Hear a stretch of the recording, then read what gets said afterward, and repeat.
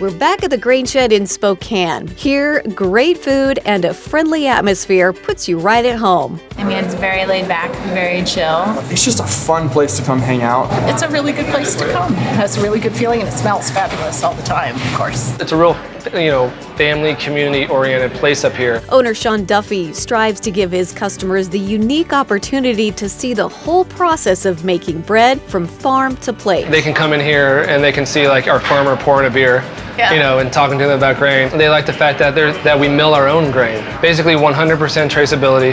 That's our big thing. You have a lot going on here. Yeah, we try. It's cool. Yeah. We know where it comes from. It's just right over in the Palouse. It's getting harder and harder to find real food. And so, you can come here and whatever you have, it's going to be good.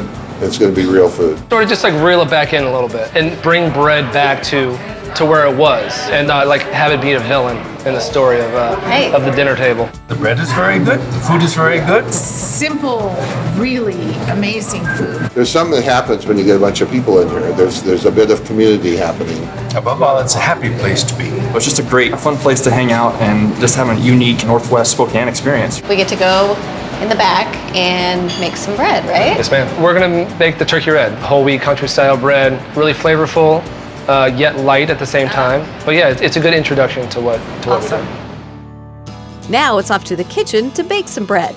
The thing with turkey red is that it has a pretty large germ, which is like the egg yolk of the grain, and so it's clumpable. It's like the workhorse of the bakery. So what we're gonna do is we're gonna start with some water. The minerals in the water actually aids in the fermentation of the bread.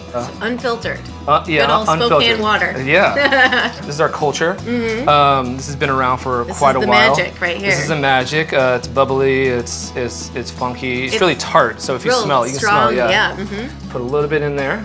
This is the leavening of the bread. So just mix it up. Next step is our freshly milled flour. We're just mixing it all together. We're not kneading, we're not doing anything like that. We're just trying to let the water work its way into those little tiny starch molecules and just have them swell. So they call this like a shaggy mass. A shaggy mass, and that's what it is. I call myself in the morning. It's a shaggy mass. We take some gray salt, add some water and honey, and then add it to the mixture. Now it's on to the malt. This is a purple Egyptian barley malt. It aids in a little bit more volume. It aids in fermentation and all that fun stuff. The smell is changing. Yeah, the smell. Yeah, there's some citrus in there. Yeah. There's a little bit of some raisin notes. Now we let the dough rest for 5 to 10 minutes before mixing it again.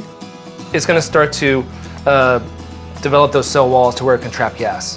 Fermentation is flavor, so that gas is flavor. You're letting the bacteria and yeast do their thing. They're breaking down all those complex starches, breaking down all those complex carbohydrates. It's just doing it for you to where you can absorb all those nutrients. We let the dough sit for half an hour before repeating the process. Then we leave it overnight to sit. So this is some body to it. It has some loft. We're gonna pre-shape it. Okay. You're gonna wanna wet your hands a little bit. Take it and just make a little ball out of it. And so now we're just gonna let it relax just a little bit, and then we're gonna give it its final shape. We're making what we call a batard, just a torpedo shape. Okay. And what we're gonna do now is just shape it into there. Yeah, that looks great. You did a good job. Just hit it with a little flour, and then we're gonna go upside down into the basket. We leave the dough out for 12 hours to rise before putting them in the oven to bake. So, These look amazing. here these are. We do have some To try. right here. Awesome. The trapping of gas, that's the flavor. Yeah. Yeah. It's so good.